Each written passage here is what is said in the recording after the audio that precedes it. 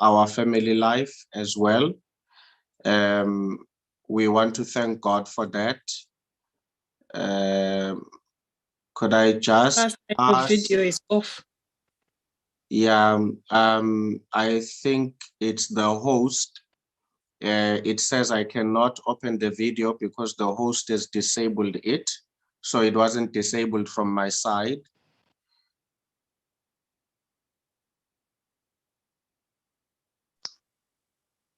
Sorry about that. Okay. All right. Thank you. It's been restored. Thank you.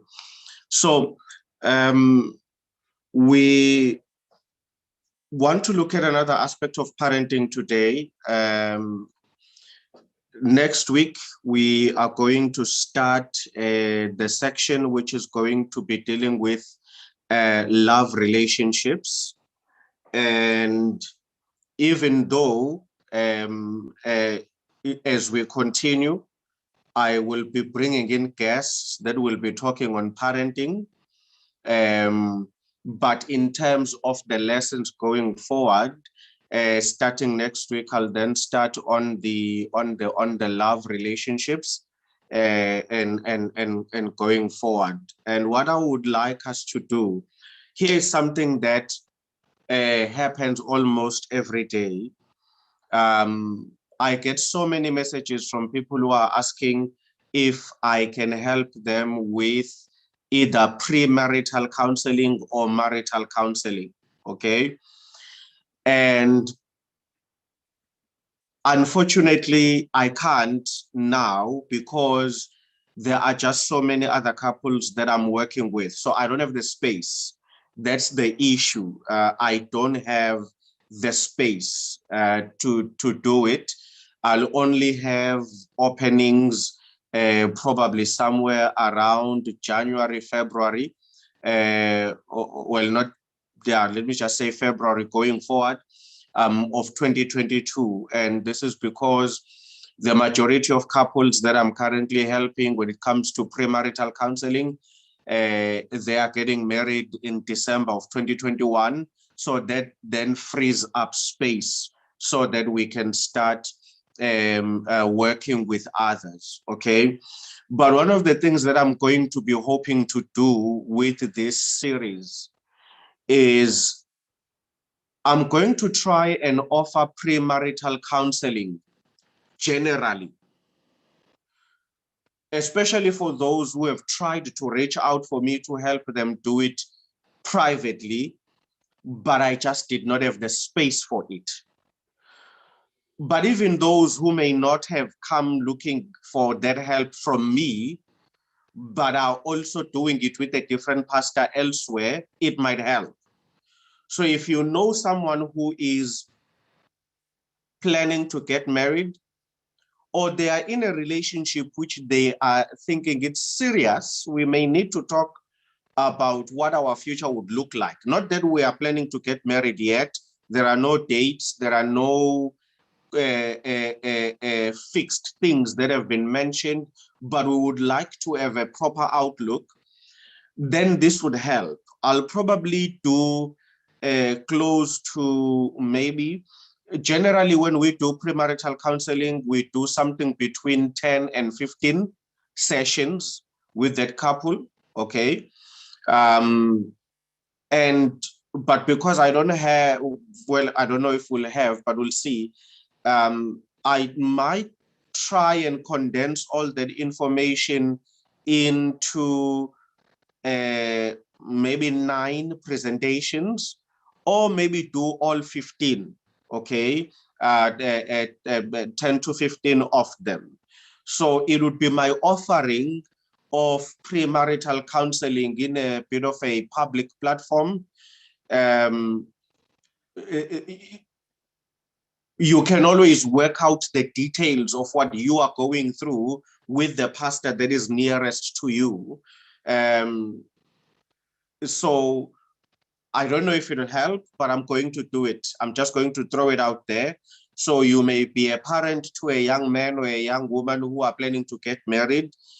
Maybe they even did try and approach me, but I couldn't take them on board because I've got so many others that I'm helping. That's why I'm saying this would be a good opportunity to come and join us. And I'll go through all this with you. But I would certainly not then say, because you would have gone through this with me, then don't see another counselor, marriage counselor, or marriage pastor outside of what I'm going to be presenting, because you won't get a chance to do one-on-one with me where we deal with the details.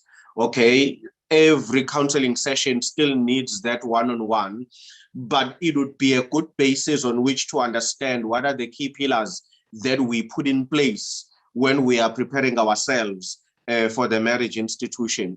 And I'll follow that trend up into the marriage itself. So I'll start from premarital counseling, I'll make my way into marriage, and then that's where I'll deal with all sorts of marital issues as well. And again, that's where I would say, if maybe you've approached me before asking for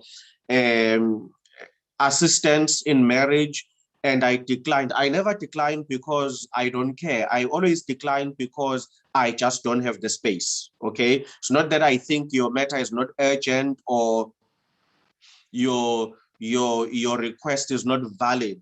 It always really boils down to the fact that I know I can't give you the attention you need because I've got quite a lot on my plate. So what I'll do is, even then, I'm going to try and go into not just teaching about marriage in its sort of like a biblical sense, but we're also going to get into it from a counseling style. I'm going to talk about marriage from a counseling perspective. So we'll speak on all sorts of things: sexuality, divorce, communication, finances, abuse. We'll speak on some of the legal intricacies around that. Okay, even on such sections, I'm going to be bringing in on board not only people who may have an experience in something, but I'll also bring in people who may be experts. I'll be bringing on board friends who are family law attorneys who are going to speak about divorce from a legal perspective, the challenges that one may face. And we'll talk about how to prevent, of course, because remember, divorce is not something that we want. But when it does happen, we want to make sure it is managed as properly as possible, hoping, of course, that people would have listened to God's biddings even before that, and a marriage might have been saved. So that is just to help know where to, after the parenting section that we are currently dealing with. Okay, but for this evening, I want to talk about two aspects of parenting again that are very important, that come up in two specific stories in the Bible that I just want to pay attention on. Okay, not that these are the only two stories, but here these things are very glaring, and then we have to look at them and deal with them as the stories raise them up. And of course, we know they are happening in our lives. Part of the difficulty of parenting and being parented from this perspective of a child may be the sensation that your parents or your parent may be either loving or happier or more pleased with your other sibling or siblings other than you. Okay, what some have termed as favoritism. Okay, when parents display favoritism among their children. Okay, and the two stories that are going to form our basis for that, We find the first one in Genesis 25, and we find the second one starting in, let me just make sure that I have my reference correctly here, because it covers quite a number of chapters. Yes, starting from 2 Samuel chapter 13, going all the way to 19, okay? But you can just note the text, but then I'll narrate, or maybe you can then revisit the video later on YouTube and pick up the text again, okay? So we're going to start with Genesis chapter 25, and the key verse is verse 28. Genesis chapter 25, verse 28, it says, "And Isaac loved Esau because he ate of his game, but Rebekah loved Jacob." And Isaac loved Esau because he ate of his game, but Rebekah loved Esau. Genesis 25, verse 28, that right there lands us right at the center of the problem. And the Bible, being God's word, does not hide from the reality, and it places it right in front of us as something that we have to deal with, and that is not ignored. The Bible here seems to be very much aware and unapologetic in terms of raising this issue, that there are times when parents, either both, will love a particular child more than the other, or particular children more than others, or parents may be divided. One may love a specific child and the other loving the other, as you will see, as you see here in Genesis 25, verse 28, exemplified in this particular story. But what I do love here is that the Bible by no means hides from the fact that there are parents among us who have a problem of loving one or more children over one or more other children. What could be the reasons, for example, why a parent may love one child over the other? A, the process of conceiving. Some parents conceived certain children under very hostile conditions. There are people who are parents who were raped. That's a reality. And although they were raped, some, depending on a number of issues, may have kept the pregnancy because A, maybe they were too young to make up their own minds.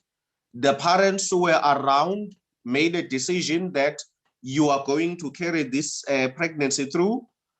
Or two, it could be because you were raped at a time when the current available medical technologies in terms of termination of pregnancies were not available, either by the time when this happened to you or the country you were in because of lack of resources. Or three, it could be because of religious and moral reasons, where you recognize that to terminate a pregnancy is to kill a life.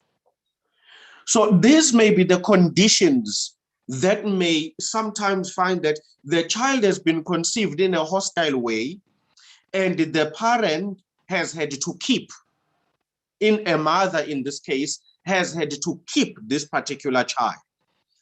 And so what we do find is that there are times when such a hostile conceiving may then, when the child is born, result in the mother struggling to make that emotional connection. In fact, the pain and the resentment of how the child was conceived may end up becoming a very serious barrier between the parent and the child.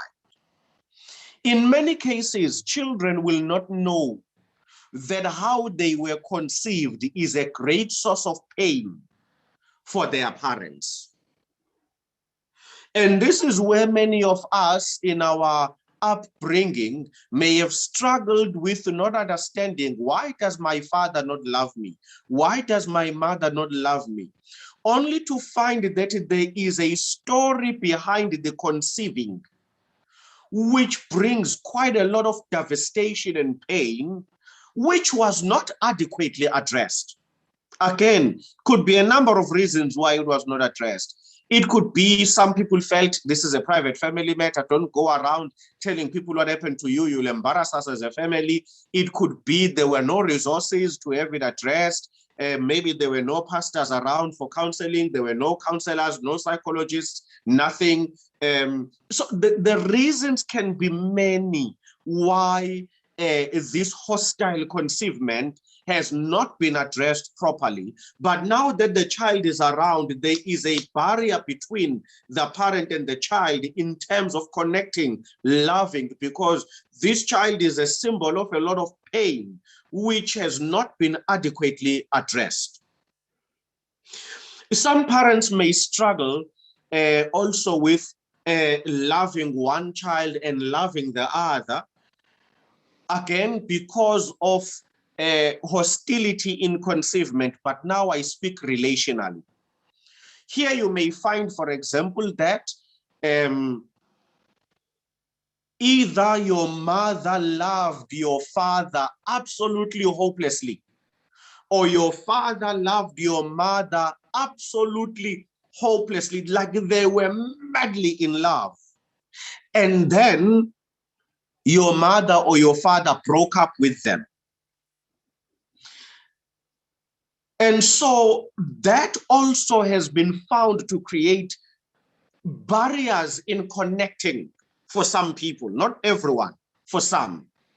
So you'll have women that are struggling to connect because I loved your father, I trusted your father, I gave your father my everything. And then when he heard that I was pregnant, he abandoned me and I had to deal with this pregnancy alone. And I had to be the scorn of the community, the scorn of the church, the scorn of the whatever. And I was laughed at, and I bore this alone. I bore you alone. And you came out, and when you came out, you looked even like him. All right? Or you know, the males could also feel the same, that I loved your mother, and she broke up with me when she was pregnant with you, or she found another man, and you know, so your father may not want to have anything to do with you because you are a symbol of that pain and that resentment. Now, some of us may take that lightly and say, but it was love issues. Yes, but let me tell you, nothing has shaped the world more dangerously or positively than matters of the heart. I promise you, kingdoms have been built and fallen in the name of love. Wars have been fought, literally, not in poetry, not in some novel somewhere. No. In history, wars have been fought just over love issues. So we continue as human beings to deal with love every day, but we take love for granted. Love is extremely powerful. People have been murdered in the name of love. Love is extremely powerful. And when people's love has been offended, it could achieve what others may think is the impossible. A child could be hated just because I was not treated fairly by your mother or your father, whom I loved and had dedicated myself to them. Okay, so we also get that where there are tensions because of hostility of conceivement in terms of relationships. What happened? when the parents were pregnant with you, who did what to who, okay? That may also be offensive. And of course, as I've said, you'll also find that there could be a biological issue that steps in into the ring, or the character issue, where you look like so much, you look like this person so much, or you behave like this person so much, you know. And it's realistic, it's there, people have gone through it, you know. You sit with people who will tell you that, you know, when my mother is angry with me, she would even say it, that you're just like your father, you even look like him, you even behave like him, and then doors are banged. So you can tell that the child is a trigger. The child is a trigger for some seriously unresolved historical pains and discomforts that might be there, okay? The third aspect, and this one is a cultural and religious challenge, and it will affect men and women.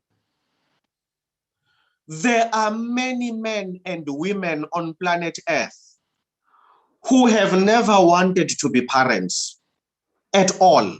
It wasn't in them, never was. They wanted to get married, but they wanted nothing to do with parenting.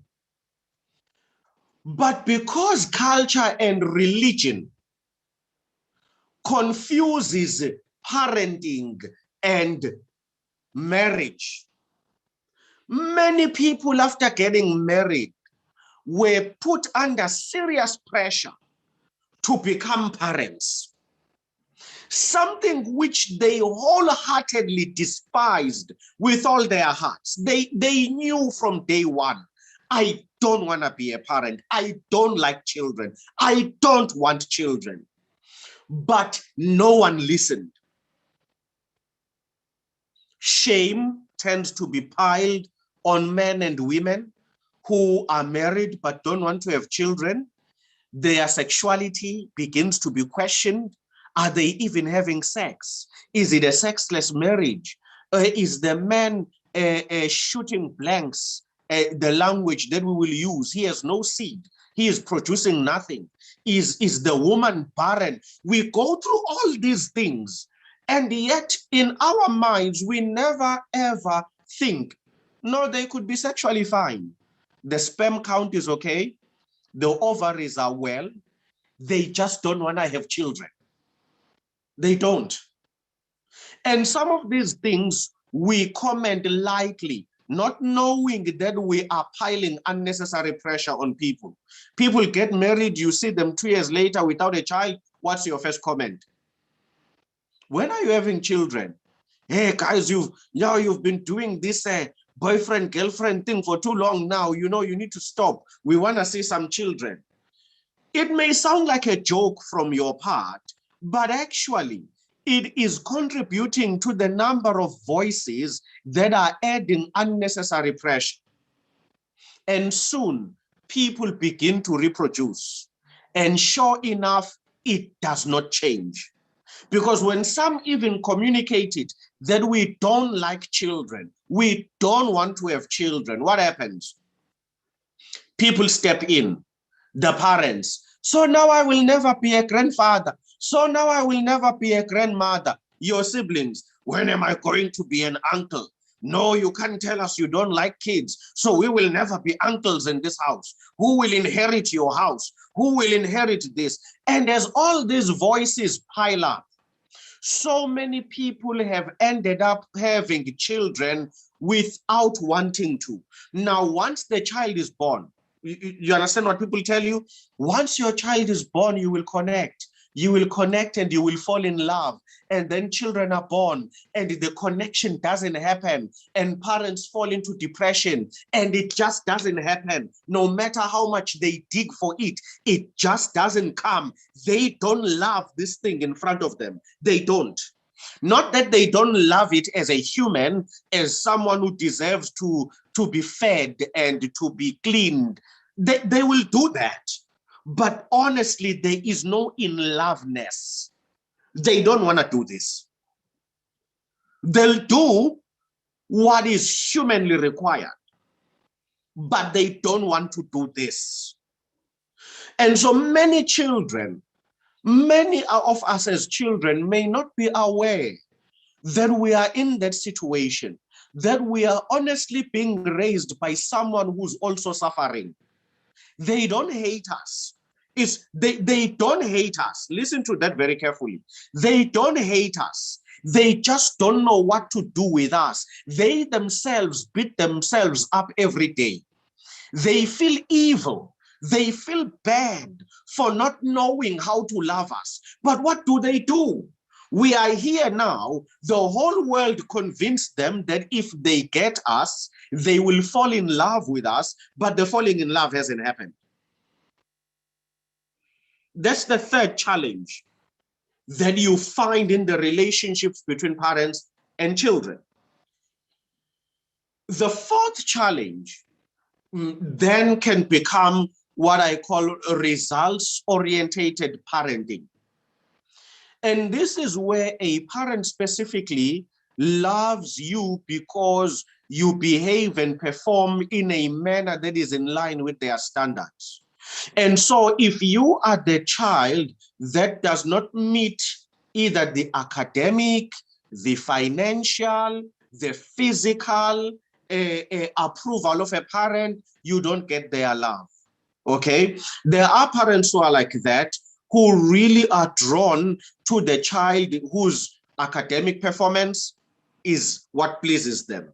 Their intellectual performance is what pleases them. Even the way they take care of themselves is what pleases them. And you will see this, in different spectrums. You could be a child that is very slim in the body, and your parent just doesn't understand. Not like a joke, but seriously, they've got tensions with you. You are thin, you don't look healthy, and they prefer the other one. They look healthier, they look lighter or darker, depending on whatever they prefer, or if you seem on the bigger or plus size, you are then the scorn, you are an embarrassment, you are big, you eat too much, you are smelly, you hear all of these things. If you are thin, or you are dark. So it's true. There are parents that have a result-orientated love and resentment towards their children.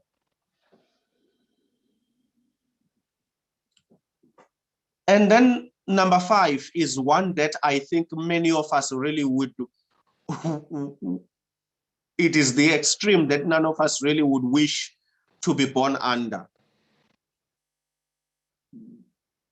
That you are just parented by someone who is really, really evil, just wicked. Like they really just hate you. They hate you. They just hate you. They genuinely love their other children and they just hate you. And this is nothing to do with your performance. This is where you find that it doesn't matter what you do. And people who get this sense of feeling can go overboard trying to please. Your parents just don't like you, so you are doing everything you can to please them. You are getting A's at school. You are getting A's at university. You ace the best jobs with the best salaries, and you are bribing your way into their heart. You are taking care of them financially. You are paying for this, that, and the other, but nothing changes. They just don't like you. That defines them. Like it really is who they are. It's got nothing to do with whatever you can do. You can gain weight, lose weight, be an A student, be an F student, be a millionaire, be a pauper. Nothing's just going to change. They just, heart-wise, they are cold. They are just cold, and they are minus zero interested in anything that affects who you are or your well-being. these conditions produce favoritism in parenting styles. If you look, for example, at the book of Genesis 25, the favoritism here is dualistic. Yes, it is results and personality driven. Isaac really loves Esau because Esau is a guy's guy, if one may put it that way. The Americans would call him your hillbilly redneck, okay? That is who Esau is. Lives in the wild, goes out hunting, rough man, the building kind, loves his tools, loves fixing things, follows his father around. When his father is fixing light bulbs, he is there. When his father is under the car, he is there. Sits on the same couch with his father watching sports. They love the same soccer teams, or even if they don't like the same soccer teams, they are always debating. They are always on each other's throat about sports. There is just this love affair. Then there's Jacob. Isaac doesn't really get Jacob. What's wrong with this boy? Something about this boy is just doesn't add up. He's a sissy. He's weak. He's domesticated. He's too much into his mother. Isaac is the type of parent that doesn't accommodate differences. Isaac wants his replica. Isaac wants a child to be his replica. But Isaac is not only that kind of a parent. Isaac symbolizes the gender parent. Boys must behave in a specific way and girls must behave in a specific way. And Isaac doesn't understand when a child behaves outside of those norms. What kind of a girl are you who likes playing with spanners and hammers? You should be playing with dolls. So Isaac is not a man. Isaac represents many types of parents, males and females, but who have the same thinking as him. Okay? This is how a boy child must behave. This is how a girl child must behave. Why are you liking spanners? Are you a tomboy? What is wrong with you? So Isaac would clearly tell his daughter, don't study engineering. That's not for you. That's for men. It's for men. Okay? Shouldn't be bothering studying to be a lawyer or a doctor. That's a man's thing. You must do the female things. Then I'll be pleased with you. Okay? Do the female things. Be a nurse. Be a teacher. Be a chef. Be a cook. Okay? Because if you don't behave within the confines of Isaac's expectations, he doesn't know what to do with a Jacob. Isaac can raise an Esau. He figures, he understands an Esau. He just doesn't understand a Jacob. Now, here's the problem, as I've said. The problem for him is that what is different to Esau is not equal, it's less.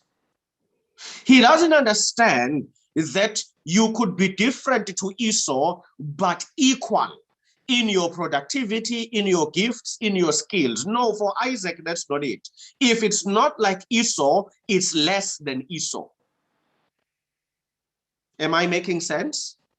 Is it something that you are understanding, or maybe I need to try a different way of explaining it? But that's where Isaac is. If it's not like Esau, it's less. It's not a child. Something's wrong with it. It has to be exactly like this. It has to conform to these rules and norms. And we are not strangers to the Isaac approach. We see it. We see it where children are different. Some parents will struggle. They will not understand, why are you not like what I want boys to be? Why are you not like what I want girls to be? And genuinely, parents will withdraw their love because of that confusion, because what you are showing yourself to be seems less to them. It can even become even worse, where you find that the child now comes out and says, I am gay, lesbian, or gay. Okay? There, many parents, many parents, as soon as your child says, I am gay or lesbian, the love switches off. The level of confusion in the parent's head just becomes beyond comprehensible. The brain locks, the spirit locks, everything, it just ceases. There's an electrical storm in the brain, there's an electrical storm in the emotions, and the parent just simply goes, whoop, shut down. And then they don't even know how do I love my child while at the same time not agreeing with their sexual orientation for religious reasons, for cultural reasons, or whatever could be the reason. Most parents then from there don't know how to bridge that gap. You are gay, so how do I love you now? You are a lesbian, how do I love you now? So there's this one part where, no, I'm still a boy or I'm still a girl and I'm still a heterosexual, but I just like things that are different to you. And the parents still will struggle. Then you get the other side where the child is just now completely on the other side. Okay? And even there we have seen, as parents, we just lock. We don't know what to do. You know, very few parents in history have been able to sit down with their children and say, I don't understand what you are going through and I don't agree with it. This is my understanding of creation. This is my understanding of the word of God. And this is what I believe should happen. Now you are telling me you are here. I will love you. I will still be your father. I will still be your mother. You will still be my child. I don't know how we are going to work each other on the differences, but what you will not lose is my love, my presence in your life. Most parents have not been able to bridge over that gap.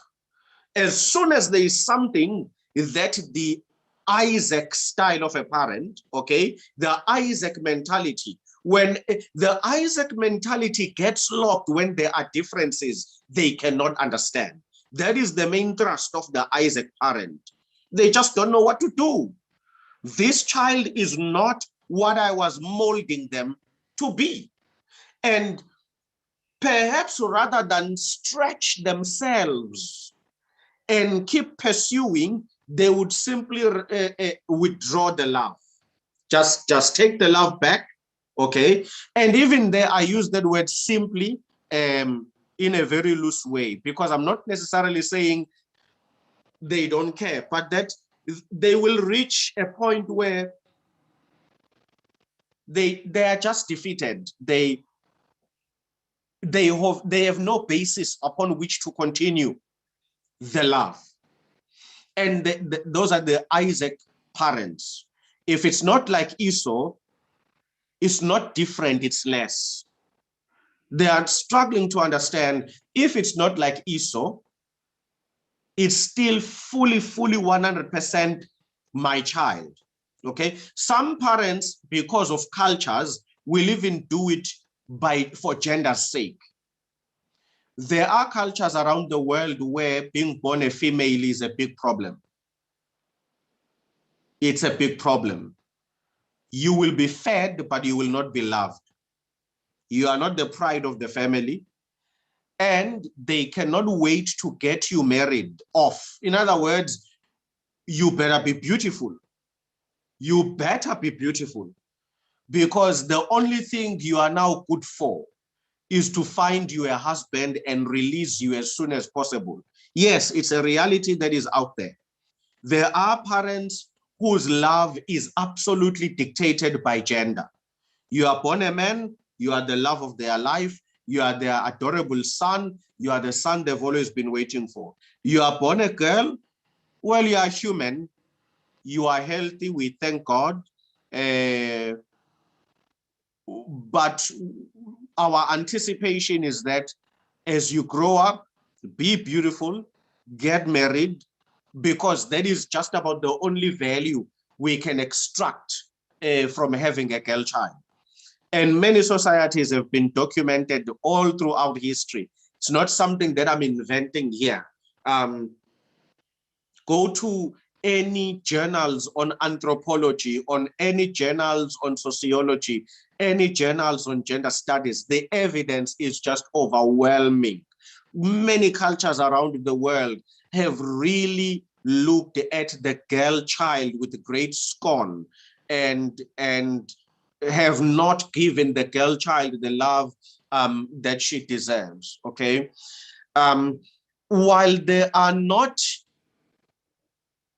any documented mass cultures where being born a man is a problem, the challenge, however, we do have some cultures where being born a boy but disabled has been a problem.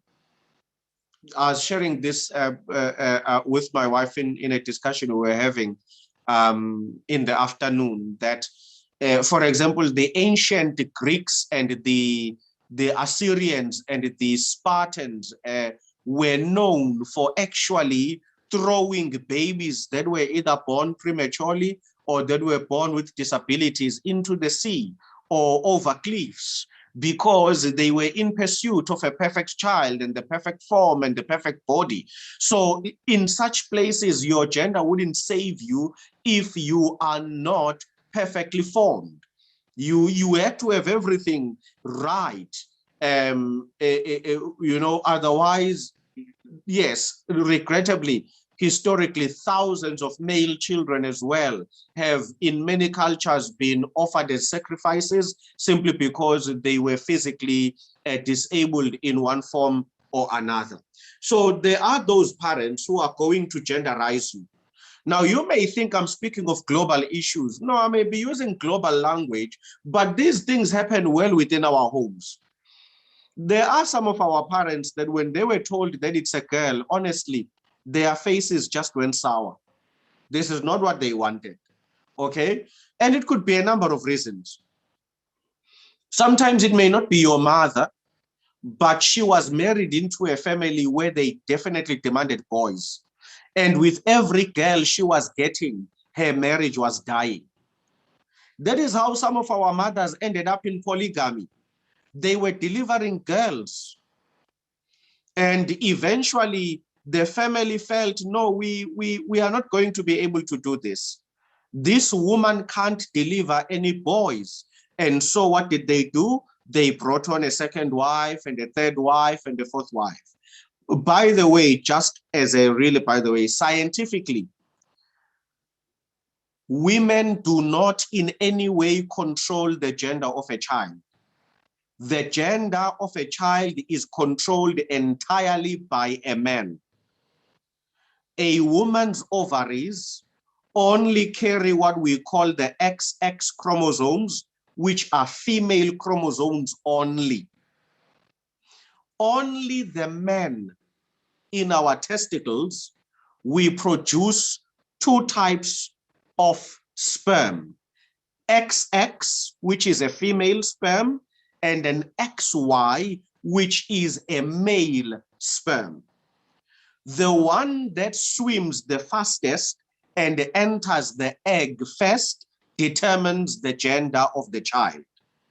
Unfortunately, throughout history, many women have suffered. They've been beaten up, they've been divorced because they were not producing the right gender, only to discover that actually it was all up to him and his soldiers. It had nothing to do with the woman. Some women have even gone into witchcraft in order to try and produce the right gender. They have experimented with the deadly things in order to try and meet this demand, and in so doing save their marriages. And so, but remember, we're talking about parenting. So many of us, we may sometimes find that our relationships with our parents are difficult, not knowing that there is this huge world above that no one has told us about, which has dictated how our parents look at us. Okay, so sometimes knowing the conditions around your conceiving will be crucial in understanding, why am I loved less? Why am I loved more? Am I the right gender? Is that it? Or was my mother raped? Or did my father betray? Whatever. Those conditions do tend to shape the love that some children get. And so Isaac is within that sphere of predetermining. Okay, he's got a fixed understanding of what he wants a boy child to be, and Esau rises to that standard. Now, when we look at Rebecca is from an affinity perspective. Okay, Rebecca loves Jacob. She is affined to him. Isaac loves Esau because Esau behaves like boys should behave. Jacob, now let's use the inverted words, or because we are within a culture. Jacob doesn't behave like boys should behave. Okay? So here, even mothers with the Isaac mentality would have rejected Jacob. So even a mother with an Isaac mentality would have said, you don't behave like boys. What's wrong with you? Okay. But Rebecca loves him. And that shows us that Rebecca is loving him outside of cultural expectations, but based on affinity. They have a connection. The fact that he is domesticated is just icing on the cake, because women, even within a culture, men are not the only ones who push a culture. Women will also push a culture. So women will also reject a child that doesn't behave as culturally expected. So in this case, Rebecca doesn't reject a Jacob, because there's an affinity that they have. Okay. Now, affinity cases, again, may be produced by a number of things. Okay. And an example of an affinity case would be this one. We are 2 or 3 at home. We've got different fathers or different mothers. Okay. And it just so happens that between our 3 fathers, my father was our mother's favorite lover or favorite boyfriend. So I get to be loved the most. Where do we see that in the Bible? We see it from Jacob himself. Jacob, who is his mother's favorite, will one day love Joseph and Benjamin more than all his other children. Why? Because their mother, Rachel, was his favorite. Jacob will end up with 2 wives and 2 concubines. The 2 wives who are sisters, Leah and Rachel, and the concubines that their father gave to him. In fact, I think 4 concubines, if I'm not mistaken. So it ended up being 6 wives. But Rachel was always the favorite. Rachel was the favorite. And we can see the Bible again is very clear on how Jacob treated Joseph and Benjamin.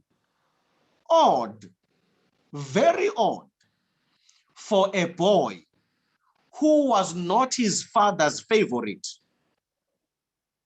to now do the same thing to his other 10 sons. Just by the way, but I won't stay there too much. I may end up preaching a sermon just on that issue. But we do see it. We do see it. What do we see from Rebecca, Jacob, and Rachel, and Joseph and Benjamin?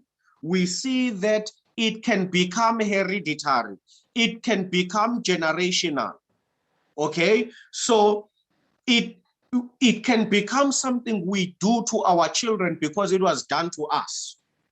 Instead of healing from it and stopping it, we may end up repeating it. So because my father or my mother or did not love me more than my other siblings, the same person who suffered under favoritism may have favoritism among their own children, which is quite disappointing, but it does show us that favoritism can become a generational issue. So what you may be going through with your own children or with your parents may actually be something that has been going on for 4 or 5 generations in your family, this favoritism issue. And as we see here, the basis of favoritism sometimes, as I said, we are now talking about favoritism as affinity, because Rebecca has an affinity towards Jacob. And I'm saying, particularly in cases where you find that children have more than one mother, but they share the same father, or they have more than one father, they share the same mother. If your father or your mother was the loser among the lovers, you may suffer for it. You may not be loved adequately. If your father or your mother was the hero among the girlfriends or the boyfriends, you may benefit from it. But the benefit is a deadly benefit, because in reality, it's not really you that they love. They are just loving your parent through you, if you get what I'm saying. They don't really see you. They see the lover they love. Just like when they hate you, they don't really see you. They hate the lover they hated, who then fathered or mothered you. So those are the affinity issues that we may have. Affinity also may be influenced by money in terms of parenting. This is where you may find that we are children of multiple mothers, or we are children of multiple fathers. If your father or your mother in this list came from a rich family or was the one with more money, sometimes you will also find yourself being loved better. If your mother or your father was the poorest, you may also find yourself suffering also because of that, okay? And as we are going through this, I would like us as parents to diagnose ourselves. Ask yourself honestly and truly, do you love your children equally? I'm not saying similarly, but equally. We're going to get to the difference between similarly and equally. What I just want to know, do you love your children equally? Do you love your children equally? And for those of us who are in this group who still have our parents, do you feel that you are loved equally with your siblings? Are you able to identify, perhaps, if you are not, What could be the reasons? I didn't say loved similarly, I said loved equally. Okay, now let me quickly touch on that. What is the difference between the two? It's not possible to love, I spoke about it a bit yesterday. It's not possible to love your children similarly, because then it means you don't know their individuality and their characters. Okay, children are not the same. You can't love them similarly. Each and every child, you have to love them in a style that speaks to who they are. However, the quality of how you love all your children must always be the same. The intensity, the commitment, the support, the presence, the affirmation, the encouragement, the comforting must always be of the same exact intensity. The styles may differ because children are different. I generally like to make this example that, like here in our home, we've got 3 boys and their characters are not the same. Okay. Our firstborn is a quiet fellow, but a very observant person. Okay. And he loves all things fashionable, all things, top notch. So as long as we have a good money line, I know that I've served him the way that he likes. If you send money into his account, beautiful, and listen to that. It doesn't mean he's some kind of a person who thinks parents are parents for money. No. It's because by supplying him financially, you make it easier for him to buy the niceties that he likes. And so it's a way of reaching out and loving him the way that he is. The second born is a foodie. He loves food. He loves food. Food matters to him. And when you take care of his plate, you've reached his heart. Okay? So he could be sad, he could be down. I know that by bringing him a good plate, his mood changes. He's ready to go out and play. He's ready to face the world because he just loves his food. The last born is the physically affectionate. He likes being hugged. He likes being held. He likes, being within your vicinity. Sometimes I could be working, like now I could be shooting. He will come and he will sit next to me. He will crawl under the table. He wants that physical thing. You could be busy, but he wants physical acknowledgement. So, you may need to glance away from the camera and smile at him. Then he feels that you understand him. You see, the issue here is not the intensity or the quality of the love. It's knowing that they are different and they need to be reached differently. So that's what I'm talking about, that you may not be loved similarly. That's okay. Characters are not the same, but we have to be loved equally. We have to be loved equally. We have to be supported, encouraged equally. That is where the issue comes from, when you can tell that the quality is lacking, not the difference in styles. There'll always be a difference because we are not the same. I'm the last born of 3. Okay, we are 3 brothers, and I felt it in my upbringing. Firstly, because my parents were not there, I never got to be loved for who I am. Neither did my brothers get it. And I do not fault my grandmother. She was the only one raising 3 boys. She was poor. She had to do the best that she could. And I honor and adore her for the love that she gave us. But it was a uniform love. It was equal and uniform. Now that I'm older, I recognize that the quality of the love was not different. We were loved equally. Yet I also acknowledge that I never got to be loved uniquely for who I am. My older brother never got loved uniquely for who he is. My oldest brother did not get that as well. And so as a pastor and as a counselor today, I know the difference. I can share with people the difference, that there is being loved quality and there is being loved uniquely. These are not the same. So don't confuse not being loved similarly for not being loved qualitatively. Here, we are talking about favoritism as it impacts the quality. Your standing before your parents is lesser and more depending on who you are. And that is what we see with Isaac and Rebekah. They are parents whose quality of love is not the same.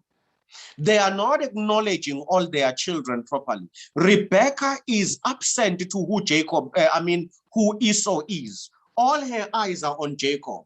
Isaac is absent to who Jacob is. All his eyes are on Esau. So you've got a problem here where the quality is gone, and because the quality is gone, even the uniqueness is then gone.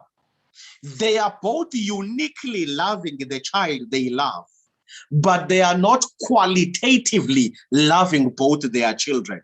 Do you see what is happening here? So the unique love is given to the individual they love, but the quality as parents is not being given out to both the boys equally.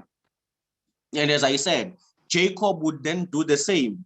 He would qualitatively love Joseph and Esau, Joseph and Benjamin, way more than he was going to love the other 10 sons and the daughters as well. So that's the first grouping that we find. Then the second and last part of our presentation speaks to favoritism by seniority, right? And gender. These are the two main issues in this story. So what is happening here?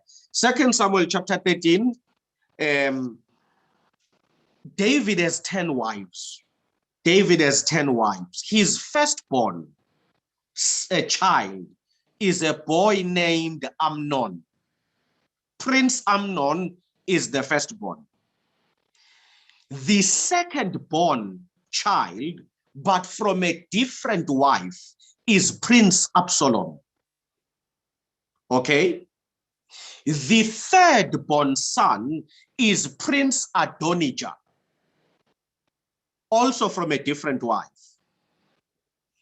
So he's got 3 boys following each other, different mothers. Prince Amnon, Prince Absalom, Prince Adonijah. Prince Absalom is a full brother to Princess Tamar. So Prince Absalom and Princess Tamar are the children of David from the same wife. Prince Amnon rapes his sister, Princess Tamar. David, beyond reasonable doubt, absolutely and unconditionally fails, absolutely dismally fails to discipline Amnon and to assist his daughter Tamar to heal from what has happened. David loves by seniority. Most strong cultures will have that. Firstborn children are the favorites, and you will not shake them from their throne. They are never wrong. They are never corrected. They are never disciplined.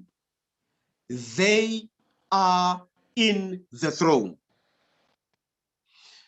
Together with this, now I call these the Davidic parents. You get those who are in the extreme opposite. Those who are super in love with the lastborn. The firstborn gets the harshest treatment, the most difficult upbringing, the most cold and hostile parenting. The lastborn is the untouchable ruler of the family. These are Davidic parents. Their love depends on the positioning of the children. Some are more prone to the firstborn, some are more prone to the lastborn. That is why we have something in counseling that is called a middle child syndrome, where middle children tend to suffer because they are usually not on either of the focus groups. They are not the first, they are not the last, and often they get lost in between, or lost in translation, as we usually use the language. So if you are, for example, a middle child, you may suddenly sense why you are not so loved. It could be a positioning issue, that the emphasis at home was on the firstborn or the lastborn, and you are lost somewhere in translation, okay? And also you may find that you may be a firstborn and things were just harsh for you, extremely harsh for you in the treatment and everything. But when you look at the lastborn or those who came after you, the love is just out there. In some cases, you are the lastborn. You may then receive all the love, that your parents could give. Some of us have even, by the way, noticed that the love that was supposed to be given to us has been passed on to our children. You find that your parents were extremely unloving where you are concerned, but they are in love with your children. They are just the best grandparents in the world. They are in love with your children. Don't touch my grandchildren. They will fight you for their grandchildren. They never fought for you. They sacrificed you. They never defended you. But when it comes to their grandchildren, you are looking and thinking, who are these aliens that have landed in this family? Because these are not the people who raised me. Okay? Now, under that, I want to raise perhaps two issues and then we close. I've exceeded the hour. My apologies on that one. One, we need to separate between,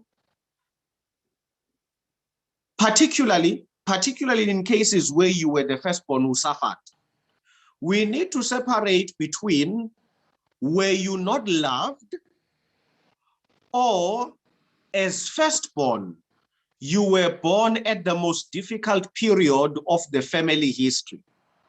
Sometimes firstborns are born at a time when everything is new.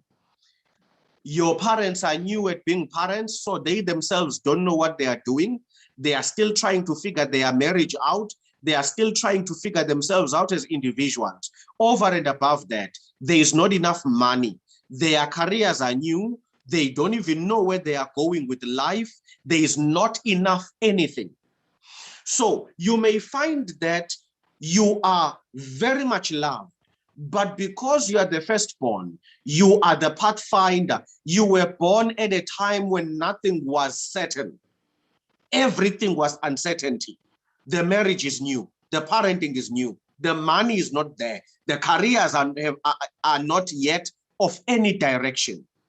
So sometimes firstborns may get a sense that they were not loved, when in fact they were very loved, but the conditions, in other words, the gifts your parents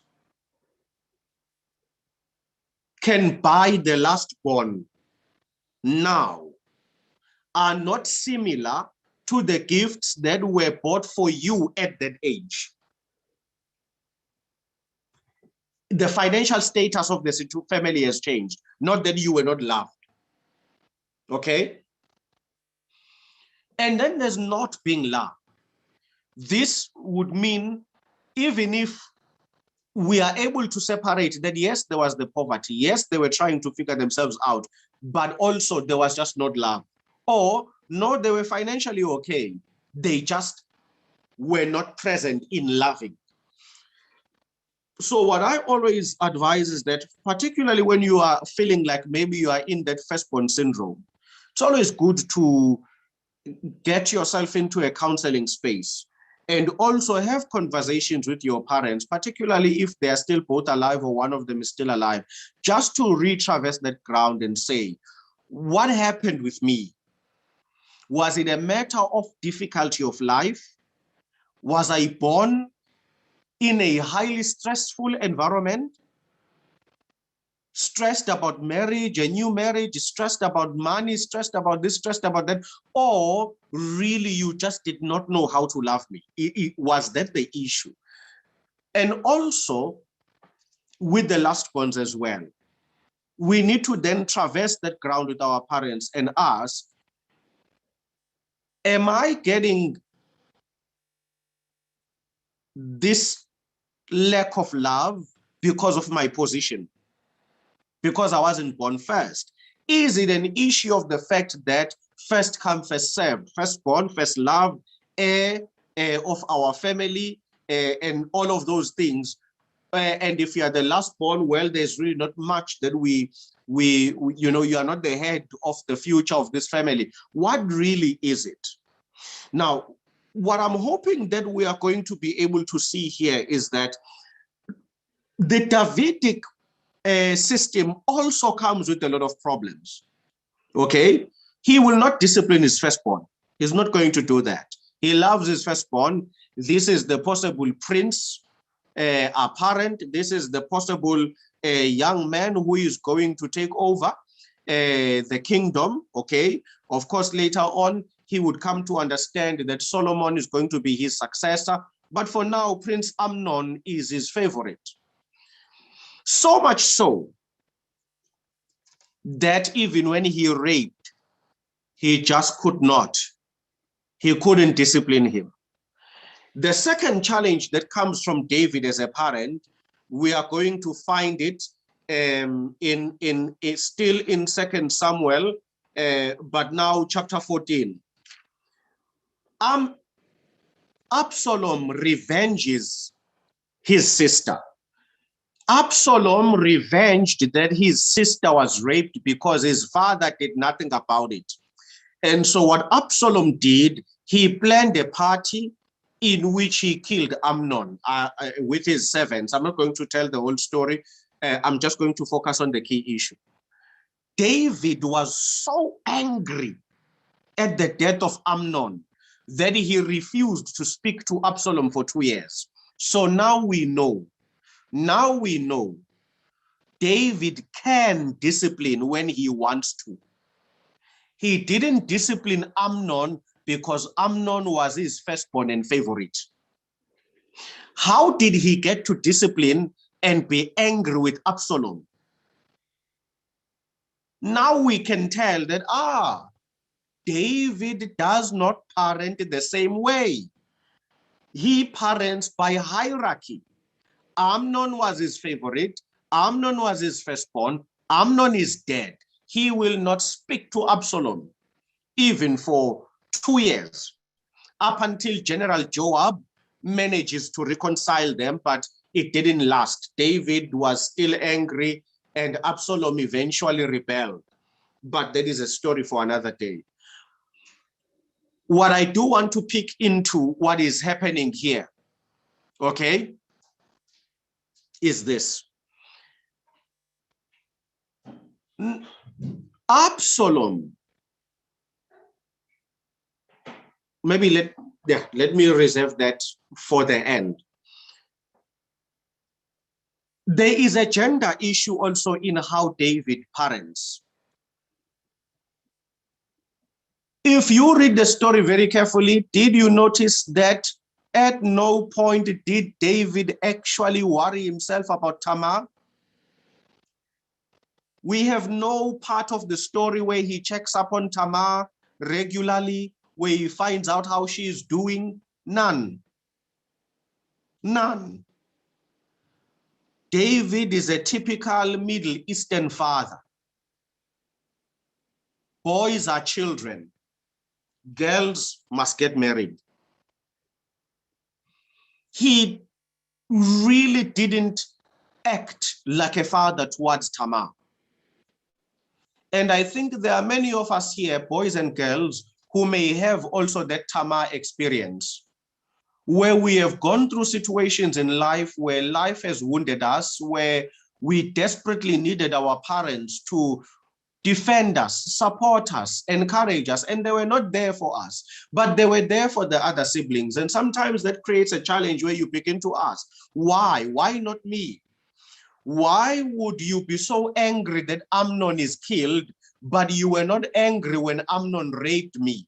Do you see that Tamar challenge, that Tamar syndrome, where for some it becomes very clear that in my moments of difficulty, my parents have never risen to the occasion of supporting me.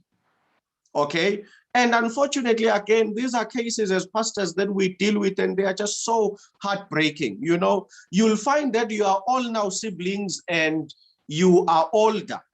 You know, one of you gives birth, the parents will pack their bags and relocate and go stay there for months to help your sister or your brother with their newborn child. The other one gives birth, and the parents just, you know, they just call. Oh, we are so happy to have another grandchild. We will see them as soon as we can. That's it. And there are many who have gone through such experiences and have ended up asking, but why? Why? It's a Tamar situation. It's not necessarily driven by gender only, but there are times when many parents fail to be as protective, as defensive, and as supportive of their one child over others, where they will jump at the need to support one child, but will take their time when another child needs them. And I just want to warn us as parents, you know, in my experience, pastoring churches, the children that are jumped for have not been the ones that have been there in the last days of parents. I don't know why. But the children that usually parents don't prioritize, they are the ones who become their lifelines in the end of life. They are the ones who actually pity you, while the favorites just don't seem to be bothered or moved by what you are going through. You know, I cannot tell you how many stories where we've sat down and you realize the child that was not loved is the child that has opened up their home and has gone through expenses renovating their property so that the parents may have a place to stay which is suitable, you know, ensuite bathrooms, wheelchair entrances. But the Amnons, nowhere to be found. And so it does speak very much strongly to the need to make sure that as a parent, your love must always be equal. Make it equal and unique. In other words, show every child you know who they are, meet them at their point of need, but always make sure that your love is equal. Make sure that your love is absolutely equal, okay? And then, of course, as a closing point, Absalom revenged what happened. Let me make this appeal to us as parents. There are wars brewing between our children because of us. And so many of our children will never speak to each other the day we die, because we sowed so much division that our children are only talking to each other out of respect for us. But the day we breathe our last, each to his own. When parents practice any of the favoritisms that I have reflected on here in parenting, it is guaranteed. You don't need to be a prophet or a son of a prophet. What will follow is a war between your children. And that war may be silent. No one will kill anyone, but no one will be there for the other. They will not bother to lift a finger towards each other because there's a sensation or a feeling that you were loved more. I had to fend for myself. See yourself through. You were loved. You have all that love. Let it take care of you. I will look after myself. In some cases, yes, it will then become physical altercations in some families. In some, it will definitely be a war of words. So as a parent, we cannot afford to be wicked and poisonous. We cannot afford to do that. We can't.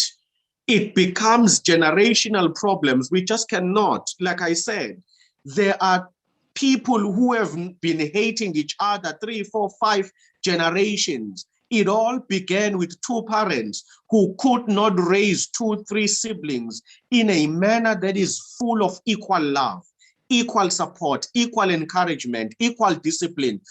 If we don't set out as parents to intentionally support that, we are going to leave a legacy of children that want nothing to do with each other, children that want to destroy each other. And sometimes parents will come to church and say, please pray for my children, they are not getting along. But if maybe you sat down and actually analyzed, could you have played a role in why they are not getting along? Could you have put them in this position so that you resolve it? You resolve it as soon as possible. You are able to take a step into the right direction, unite your children, and say to them, this is where I erred. This is where I loved you more than your siblings. This is where I supported you less. This is where I comforted you less, and I am sorry for what I did. I have a few years to fix it. Let me fix it so that you guys do not leave.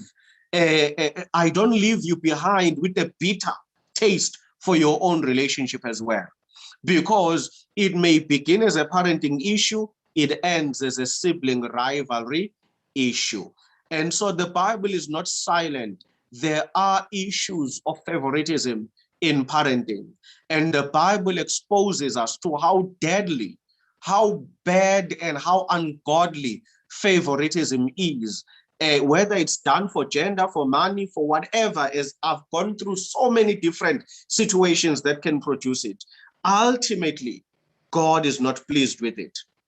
It brings displeasure to God when we do that. In fact, the very plan of salvation, how God came to die for us at the cross, is evidence. God does not want any of his children to die. Even the sinning ones are not such a disappointment so much that he would abandon them. God is the master of quality love. But notice it's also unique. All right? As far as we know, we are not told in the Bible that there was sin in other planets, which we don't know. So we are the child that needed to be loved through the cross. Unique. Not that he loved us more than every other thing he created. His love for all his creation is equal.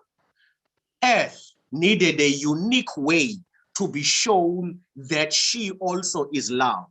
So he loves us equally, and yet he showed up uniquely to love us because our situation needed our love to be communicated in a particular way.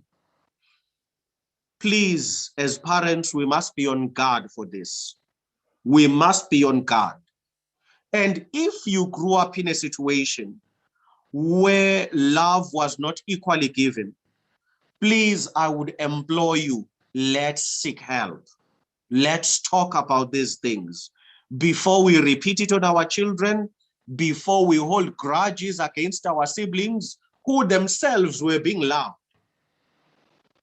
We need help. Let's go out. Let's get the help. Let's speak to our pastors. Let's speak to other counselors, the psychologists. Let's talk to friends and family. Let's try by all means to heal so that we do not repeat the same mistakes on our children as well. May God bless you and may God keep you. Have a pleasant evening together with your families and your loved ones. May God heal whatever rift that may be there between you and strengthen all the good things that are happening within your families. Let's pray together. Father, in the name of Jesus, there is no other greater parent than you. The love that you showed us at Calvary is the only, the highest and best model upon which we can know how to love. When you tell us the story of the lost sheep, the lost coin, and the prodigal son, there you showed us just how much love needs to be equal. We see in all these stories a shepherd who loved the lost sheep as much as he loved the 99, a father who loved the son that stayed as much as he loved the son that left. And as you explain yourself through these parables, our eyes open up to the reality that if we do not look to you as our greatest teacher for love, we may end up harming our children, or we may end up continuing the harm that was done on us. This evening, I want to pray, Heavenly Father, for those among us who have come into adulthood, but were not loved as we would have loved. Father, please heal us. Where there is room to see pastors, psychologists, and even speak to family members, I pray that your Holy Spirit would intervene, supervise, and bring us together for healing. I pray, Heavenly Father, that for those of us who are parents who are raising children, Lord, be our role model. Set up for us the right standard of loving, that when we leave this world, we may not leave disconnected children who cannot relate to each other, but we may live fully supportive, comforting, and united families. Father, I pray that you fulfill all these things and more in our families through the name of our Lord and Savior, Jesus Christ. Amen.